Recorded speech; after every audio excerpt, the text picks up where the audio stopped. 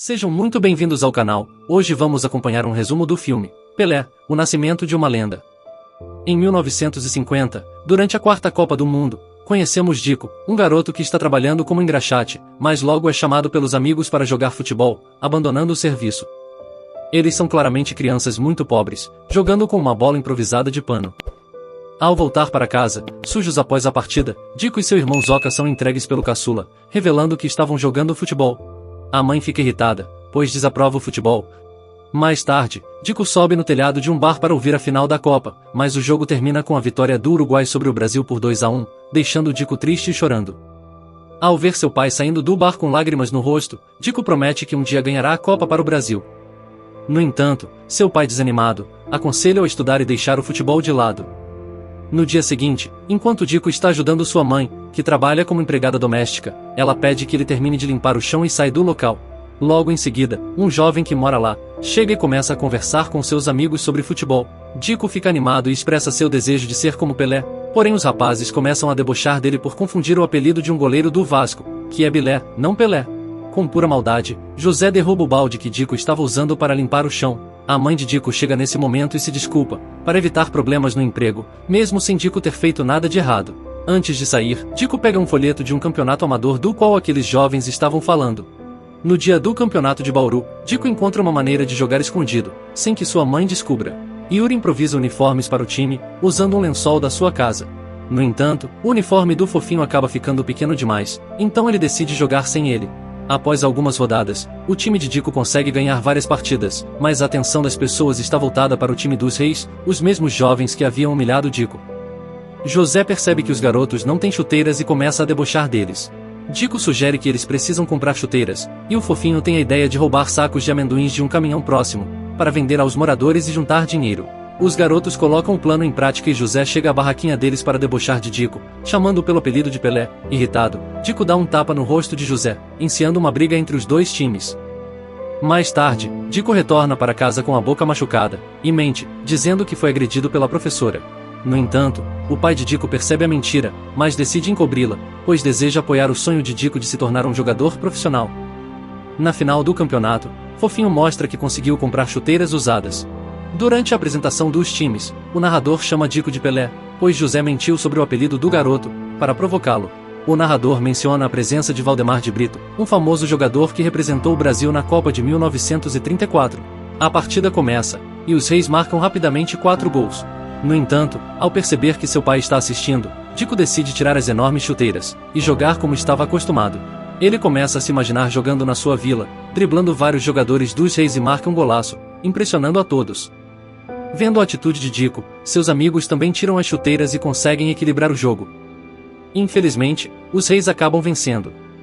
No entanto, o público começa a aplaudir e chamar Dico pelo nome de Pelé, destacando sua brilhante atuação. Valdemar de Brito entrega um cartão ao pai de Pelé, mas ele nem percebe, porque os caras que foram roubados chegam ao campo e começam a perseguir os garotos. Uma chuva começa e fica intensa, eles correm para a floresta e se separam. Thiago acaba torcendo o tornozelo e Pelé fica com ele, escondendo-se em um buraco. Então ocorre um deslizamento de terra, Thiago fica preso no buraco devido ao tornozelo machucado. Os caras que foram roubados ouvem os gritos de Pelé e correm para ajudar, mas infelizmente é tarde demais. Pelé conta tudo para sua mãe e se culpa pela morte de Thiago, pois foi ele quem deu a ideia de comprar as chuteiras, o que levou ao envolvimento no roubo. Os pais de Pelé decidem guardar o cartão que Valdemar de Brito deu a eles. Pelé desiste de jogar futebol e começa a trabalhar com seu pai em um hospital. Com o tempo, o homem percebe a tristeza de Pelé e o incentiva a jogar novamente, usando uma manga como bola para fazer embaixadinhas. Assim, Pelé redescobre seu amor pelo futebol, que havia sido apagado pela morte de seu amigo. Após alguns anos, Pelé continua treinando intensamente. Celeste percebe a felicidade de seu filho ao usar mangas como bola de futebol, e decide mudar de ideia. Ela entra em contato com Valdemar de Brito, que sempre quis recrutar Pelé. O ex-jogador visita a família e convida Pelé para fazer um teste no time juvenil dos Santos. O jovem, com apenas 15 anos, fica inseguro sobre deixar sua família, mas acaba aceitando, pois deseja proporcionar uma vida melhor para eles. No Santos, Pelé está no teste, e o técnico critica, sendo preconceituoso e dizendo que ele está fazendo truques com a bola de forma inadequada. No entanto, os resultados são divulgados, e Pelé é selecionado para entrar no time. Com o tempo, o jovem enfrenta dificuldades, pois sua origem humilde o torna menos familiarizado com o futebol profissional. Desanimado, Pelé tenta desistir e foge do dormitório à noite, mas Valdemar, que estava trabalhando até tarde, o segue até a estação de trem e pergunta o que aconteceu. Pelé revela que o técnico não gosta dele, que seus dribles e habilidades com a bola têm um estilo primitivo. Então, Valdemar compartilha a história da capoeira, que foi desenvolvida pelos escravos no século XVI, e após a abolição da escravidão no Brasil, os descendentes incorporaram o gingado da capoeira ao futebol, realizando esses movimentos impressionantes com a bola. Com esse conhecimento, Pelé sente orgulho de suas raízes, e decide continuar jogando no Santos. Após alguns dias, ocorre uma partida entre Santos e Cubatão. O time de Pelé está sofrendo uma goleada. No entanto, ele se lembra dos treinamentos com seu pai, e marca um incrível gol de bicicleta, impressionando até o técnico. A partir daí, o jovem ganha mais liberdade para jogar do seu próprio jeito, e lidera várias vitórias para o time juvenil dos Santos. Logo, Pelé começa a chamar a atenção dos olheiros, e é promovido para o time principal. Com isso, ele passa a receber um bom salário, e decide visitar sua família, presenteando sua mãe com um novo fogão, e seu pai com um rádio, para acompanhar os jogos de futebol. Chega o dia da convocação para a Copa de 1958, e Pelé recebe a notícia de que foi selecionado para representar o Brasil. Porém, com apenas 16 anos, ele fica receoso em decepcionar os brasileiros. Mais tarde, Pelé reencontra seu amigo Yuri, que conta que Fofinho foi preso, e está cumprindo um ano de pena por continuar cometendo roubos. Após isso, chega o dia em que Pelé viaja para o Rio de Janeiro. Yuri também costurou um uniforme com o nome Pelé nas costas, fazendo Dico começar a aceitar esse apelido dado por José. E seu pai lhe dá um valioso conselho, revelando que também teve uma carreira no futebol, mas não teve fé suficiente no estilo criado por seus antepassados, o que resultou em fracasso. No Rio, o jovem conhece Garrincha e Vavá, porém, descobre que será reserva ao conversar sobre a escalação. Para piorar, José também foi convocado e não perde tempo em criticar o estilo de Pelé para a mídia, alegando que seu próprio estilo, baseado nos europeus, é superior. Em seguida, o técnico da seleção determina que o jovem corte o cabelo e o proíbe de jogar no estilo brasileiro. O técnico busca imitar o estilo europeu, na esperança de que o Brasil conquiste a Copa do Mundo desta vez. No dia seguinte, os treinamentos para a Copa começam, e Pelé decide jogar da forma como seu pai o ensinou. No entanto, ele acaba sofrendo uma lesão no joelho. O médico examina e informa que Pelé só poderá voltar a jogar na próxima temporada, o que significa que ele não participará da Copa do Mundo. Enquanto isso, no rádio, todos ouvem a mídia criticando a seleção brasileira. Após algumas semanas, a Copa do Mundo se inicia, e Pelé ainda está com o joelho lesionado. Ele acompanha os jogos pela TV, e o narrador fala que o Brasil é considerado uma grande surpresa. Nesse momento, Pelé recebe um tratamento especial de um amigo, que utiliza chás feitos com ervas africanas, para ajudar na recuperação de seu joelho. Assim, o joelho do garoto melhora um pouco. No entanto, José e mais 2 titulares se machucam na partida contra a Inglaterra. Sem opções, o técnico é obrigado a colocar Pelé para jogar, mesmo que seu joelho ainda não está recuperado. Chega o momento da partida contra a União Soviética. Os espectadores começam a zombar de Pelé, por ser consideravelmente menor que os outros jogadores. O árbitro apita e o jogo começa. Garrincha e Vavá marcam um gol para a seleção, porém Pelé está sendo facilmente dominado pelos jogadores russos, que são mais fortes fisicamente.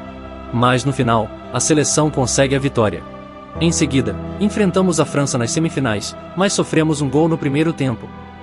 Pelé decide esperar o intervalo para sugerir que José o substitua, porém, José desabafa e revela que sempre quis jogar como os europeus, mas mudou de ideia ao assistir Pelé em ação, percebendo que o estilo brasileiro é único, e que não adianta tentar mudá-lo, pois faz parte da nossa identidade. O segundo tempo começa, e o jovem segue o conselho de José, dominando a bola no peito e driblando 3 jogadores franceses ao mesmo tempo, marcando um incrível gol de voleio. Poucos minutos depois, Pelé marca mais 2 gols, levando o Brasil à final. O time passa vários dias se preparando para enfrentar a Suécia. Chega o dia da coletiva de imprensa, e o técnico sueco começa a zombar dos jogadores brasileiros, chegando ao ponto de chamá-los de anormais. A maioria das pessoas acreditava que a Suécia venceria facilmente. No dia seguinte, Pelé percebe que a moral do grupo está baixa, e tenta animar o ambiente com uma brincadeira sem deixar a bola cair, mas Garrincha e Zito não querem. No entanto, José apoia Pelé, e diz que pode ser uma boa ideia. Todos acabam concordando e começam a fazer várias manobras com a bola no hotel, passando pela cozinha, depois chegando a derrubar acidentalmente o açucareiro de um senhor desconhecido, e levando a bola até um lago na rua. O treinador observa de longe os jogadores se divertindo, e convoca uma reunião com eles. Reconhecendo que cometeu um erro ao tentar fazer com que imitassem o estilo europeu. Ele enfatiza que o Brasil possui seu próprio estilo, e que devem ser reconhecidos por ele, independentemente do resultado do jogo. No dia da partida, é revelado que o Brasil precisará usar um uniforme azul, pois a Suécia escolheu usar o amarelo para a final. Enquanto isso, todos acompanham o jogo pelo rádio e pela TV. No estádio, o árbitro dá o apito inicial, e a partida começa. No entanto, desde o início Pelé é alvo de empurrões e faltas, mas o árbitro ignora. Aos 4 minutos de jogo, a Suécia marca um gol, deixando a equipe brasileira desanimada. Determinado a não repetir o resultado da Copa de 1950, Pelé supera a defesa sueca e ajuda com o primeiro gol do Brasil. Pouco depois, Garrincha avança para a área, passa a bola para Vavá, que marca um gol de carrinho. Os comentaristas começam a elogiar a forma de jogo dos brasileiros, e logo em seguida Pelé marca mais um gol, seguido por Zagallo, aumentando a vantagem da seleção no placar. Enquanto isso, a mãe de Pelé decide ceder e vai ao bar para acompanhar o restante da partida. No campo, Didi faz um passe para Pelé, que marca um gol de cabeça e garante a vitória do Brasil na Copa, com um placar de 5-2. A seleção e o povo brasileiro começam a celebrar com muita empolgação. Muito obrigado por assistir. Deixe o like, se inscreva e ative o sininho para mais.